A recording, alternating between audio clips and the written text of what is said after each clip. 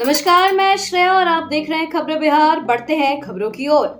महागठबंधन में मुकेश साहनी की एंट्री। तेजस्वी ने ऐसी 3 सीट दी जहां उम्मीदवार नहीं मिल रहे थे, वैशाली सीट देने पर नहीं माने।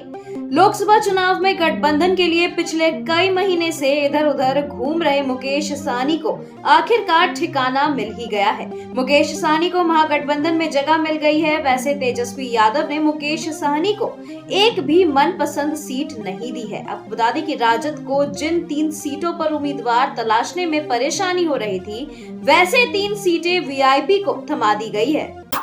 समस्तीपुर के चुनाव मैदान में नीतीश के 2 मंत्रियों की लड़ाई। महेश्वर हजारी के बेटे लड़ेंगे कांग्रेस से चुनाव। अशोक चौधरी की बेटी है लोजपा प्रत्याशी। बिहार के समस्तीपुर लोकसभा क्षेत्र में नीतीश कुमार के 2 मंत्रियों के बीच लड़ाई होगी। आपको बता दें कि नीतीश के खास माने जाने वाले मंत्री अशोक चौधरी की बेटी शांभवी चौधरी पहले ही इस क्षेत्र से लोजपा रामविलास की प्रत्याशी बनाई जा चुकी हैं। वहीं अब नीतीश के एक दूसरे मंत्री महेश्वर हजारी के बेटे सन्नी हजारी कांग्रेस का उम्मीदवार बन मैदान में उतरने जा रहे हैं। गिरती जा रही है कांग्रेस की साख, इंडिया में नहीं मिल रही तरजीह। चुनाव से पहले पार्टी में भगदड़ पर बोले गिरिराज। लोकसभा चुनाव से पहले सत्ताधारी दल हो या विपक्षी दल, दोनों ही खेमों में दल बदल का खेल जारी है। अपने भविष्य को सुरक्षित करने के लिए नेता लगातार पाला बदल रहे हैं। खासकर कांग्रेस में भगदड़ की स्थिति उत्पन्न हो गई है। आपको बता दें कि बीजेपी सांसद और केंद्रीय मंत्री गिरिराज सिंह ने कहा है कि कांग्रेस की गिरती साख का ही नतीजा है कि दिग्गज नेता कांग्रेस का साथ छोड़ रहे हैं।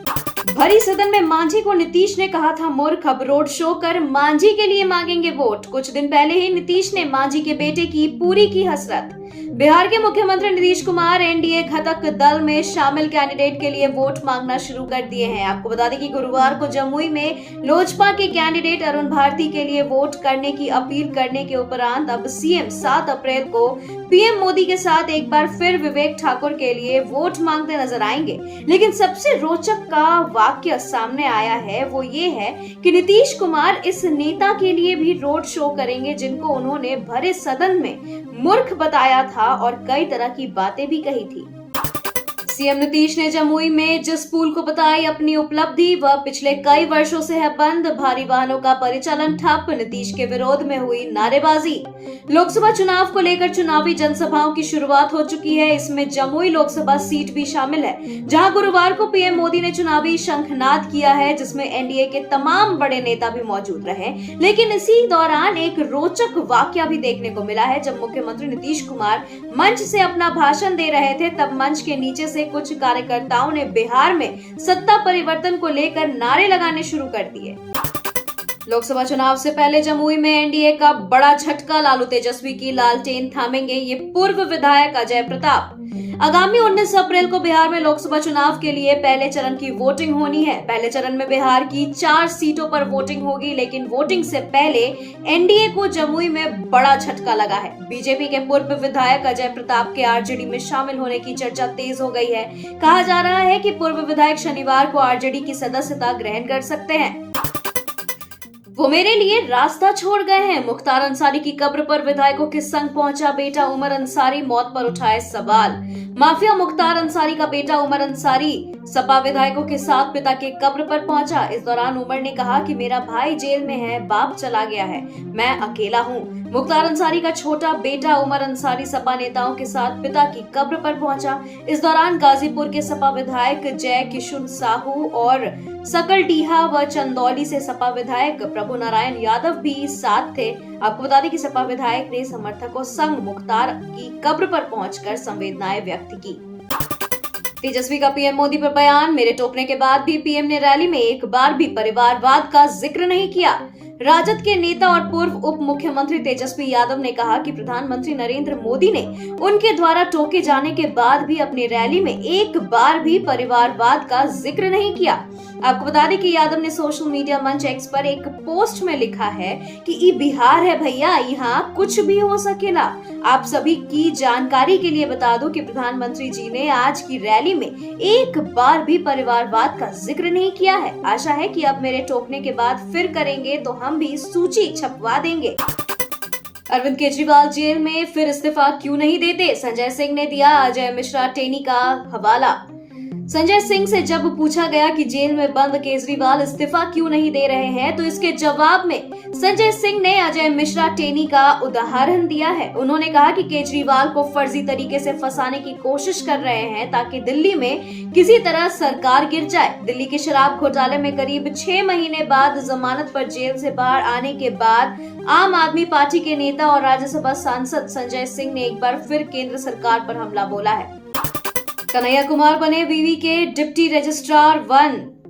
BRABU के वरिष्ठ कर्मी कन्हैया कुमार को डिप्टी रजिस्ट्रार 1 बनाया गया है। रजिस्ट्रार प्रोफेसर संजय कुमार ने इसकी अधिसूचना गुरुवार को जारी की। अधिसूचना के बाद कन्हैया कुमार ने योगदान भी दे दिया। पहले के अधिकारी के रिटायर होने के बाद यह पद खाली चल रहा था। कन्हैया कुमार के डिप्टी रजिस्ट्रार 1 बनने पर विवि कर्मियों ने बधाई दी है।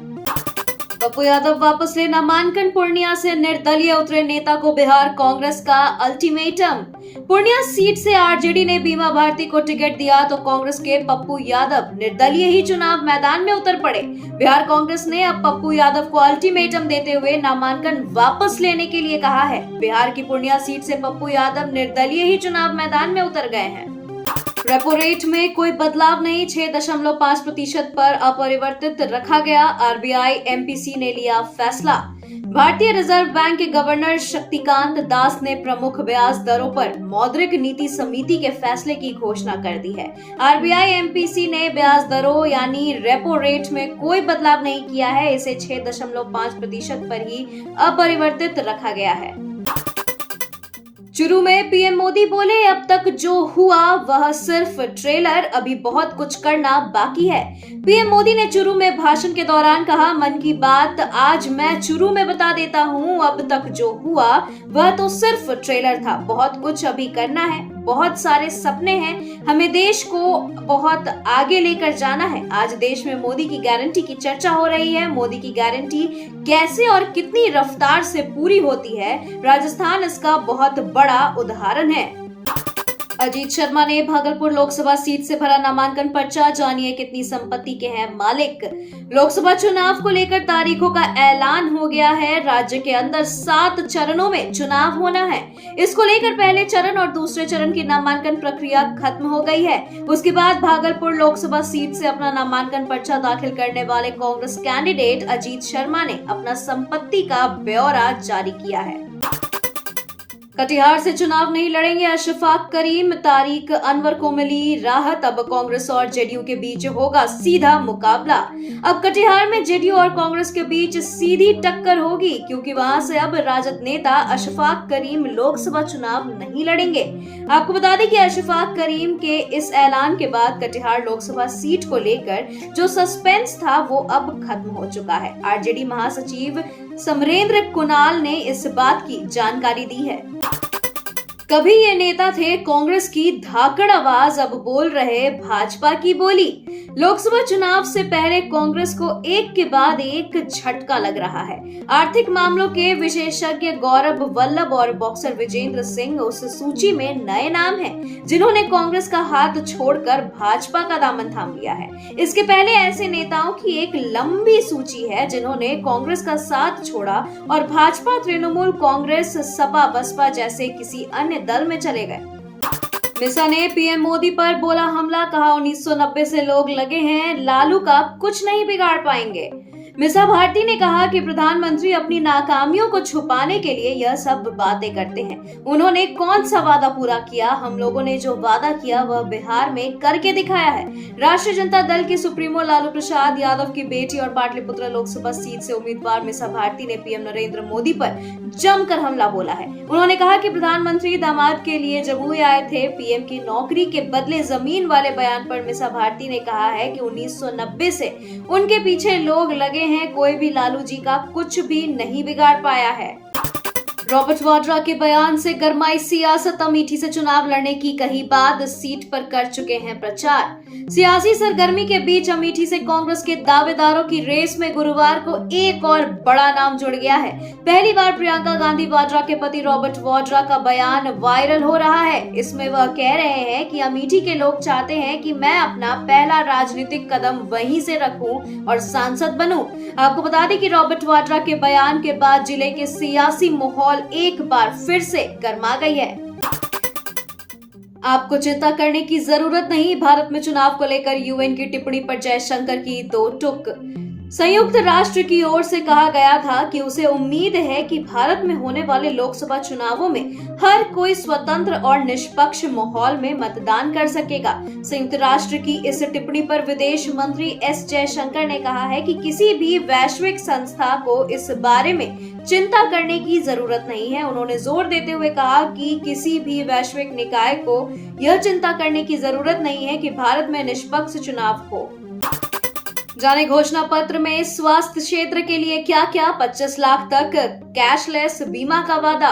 लोकसभा चुनाव 2024 के लिए कांग्रेस पार्टी ने शुक्रवार को चुनावी घोषणा पत्र जारी किया है। कांग्रेस अध्यक्ष मल्लिकार्जुन खड़गे और राहुल गांधी की अध्यक्षता में नई दिल्ली में अखिल भारतीय कांग्रेस समिति मुख्यालय में कार्यक्रम आयोजित किया गया। वहीं चुनावी वादों में स्वास्थ्य क्षेत्र में सुधार और आम जन की सेहत को बेहतर बनाने के लिए कई वादे किए गए हैं। ममता बनर्जी के खिलाफ चुनाव आयोग से शिकायत, बंगाल में बढ़ जाएगी सीएम की टेंशन। लोकसभा चुनाव को लेकर अगले कुछ दिनों में पहले चरण का मतदान होना है। ऐसे में सभी राजनीतिक पार्टियां लगातार प्रचार प्रसार करने में लगी है। ऐसे में अब ममता बनर्जी के खिलाफ चुनाव आयोग से शिकायत दर्ज करवाई गई है। जी हां, इनके खिलाफ आपत्तिजनक टिप्पणी करने का आरोप लगाया गया है। इस शिकायत में यह भी कहा गया है कि सीएम ममता बनर्जी के खिलाफ एक्शन लिया जाए। भारत पाकिस्तान के बीच कब खेला जा सकता है मैच, खेल मंत्री अनुराग ठाकुर का तीखा बयान। भारत सरकार में केंद्रीय खेल मंत्री अनुराग ठाकुर ने पाकिस्तान क्रिकेट बोर्ड को दो टुक सुना दी है। ऐसे में ठाकुर से पूछा गया कि क्या भारतीय टीम चैंपियंस ट्रॉफी के लिए पाकिस्तान जाएगी। अनुराग ठाकुर ने जवाब देते हुए कहा कि इसका फैसला बीसीसीआई लेगी, लेकिन जब मैं बोर्ड का मेंबर था तब मैंने स्पष्ट कर दिया था कि कौन सी दो चीजें एक साथ नहीं चल सकती। आप भारत में आतंकवाद फैलाएंगे, गोलियां चलाएंगे, बॉम्ब लगाएंगे और ये सब करने के बाद क्रिकेट खेलने की बात करेंगे। ये दो चीजें एक साथ नहीं रह सकती।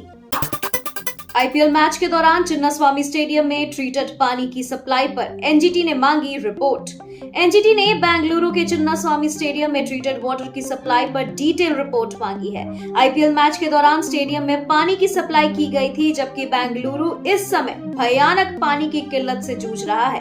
बेंगलुरु में पानी की भयानक किल्लत चल रही है। नदियां, सरोवर, ताल सब सूख रहे हैं। वहीं पानी की सप्लाई कम है। ऐसे में बेंगलुरु के एम चिन्नास्वामी स्टेडियम में ट्रीटेड वाटर सप्लाई को लेकर नेशनल ग्रीन ट्रिब्यूनल यानी एनजीटी ने डिटेल रिपोर्ट मांगी है। रणबीर कपूर की रामायण की सेट से तस्वीरें लीक, दशरथ बने अरुण गोविल, कैकेयी के रोल में लारा का लुक रिवील। फिल्म रामायण में रणबीर कपूर भगवान राम का किरदार निभाते नजर आएंगे। बड़े पैमाने पर बन रही इस फिल्म के सेट से कुछ तस्वीरें वायरल हो गई हैं। तस्वीरों में टीवी के राम कहलाने वाले एक्टर अरुण गोविल को राजा दशरथ के रूप में देखा जा सकता है।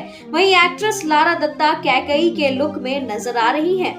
डायरेक्टर नितेश तिवारी की फिल्म रामायण की शूटिंग भी जो है वो शुरू हो चुकी है। 75 साल की महिला के प्रेग्नेंट होने की फनी कहानी हंसाने के साथ इमोशनल भी करेगी। अब बधाई हो वाले कांड को फॉलो करते हुए डायरेक्टर प्रखर श्रीवास्तव और एक्टर विजेंद्र काला मिलकर फिल्म गुड लक लेकर आए हैं। ये फिल्म एक 75 साल की महिला अंगूरी पर आधारित है जो 75 की उम्र में प्रेग्नेंट हो जाती है। साल 2018 में जब आयुष्मान खुराना की फिल्म बधाई हो आई थी तो हम सभी ने उसे खूब एंजॉय किया था। अधेड़ उम्र में प्रेग्नेंट होने वाली महिला के रोल को नीना गुप्ता ने काफी बढ़िया तरीके से निभाया था। उनका साथ गजराज राव ने भी पूरी तरीके से दिया था।